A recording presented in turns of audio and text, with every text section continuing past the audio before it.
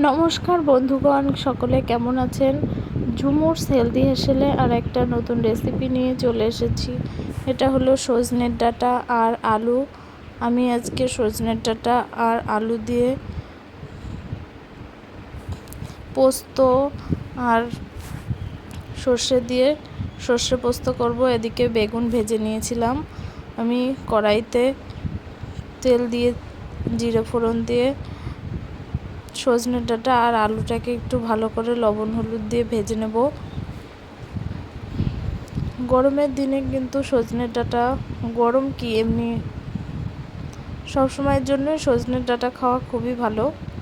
তো সজনে ডাঁটার অনেক উপকারিতা আছে। তো লবণ হলুদ দিয়ে পরিমাণ মতো দিয়ে আমি ভেজে নিয়েছি।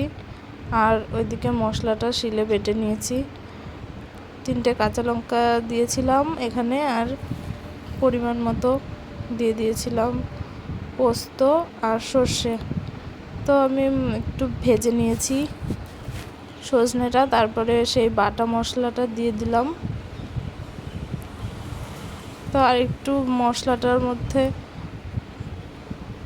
যাতে সজনে ডাঁটাটা ভালো লাগে খেতে, মশলা তেল নুন ঝালটা ঢোকে, এই জন্য একটু ভালো করে ভেজে নিলাম পোস্তটা দিয়ে, বাটাটা দিয়ে। তারপরে একটু নেড়ে নেড়ে পরিমাণ মতো জল দিয়ে দিলাম। তো বেশি কিছু দেওয়ার দরকার হয় না, এরকমভাবে ঢাকা দিয়ে এবার আলুটা সজনে ডাঁটাটা সিদ্ধ হলে আর ঝোলটা একটু কমে আসলে নামিয়ে নেব। তো দেখুন হয়ে গেছে কিন্তু রান্না, খুব সিম্পল আর একদম শর্টকাটে রান্না। 15-20 মিনিটের মধ্যেই হয়ে যাবে, 20 মিনিটও লাগবে না। এই যে হয়ে গেছে। কেমন লাগলো রেসিপিটা অবশ্যই কমেন্ট করে জানাবেন। ভালো লাগলে লাইক কমেন্ট শেয়ার।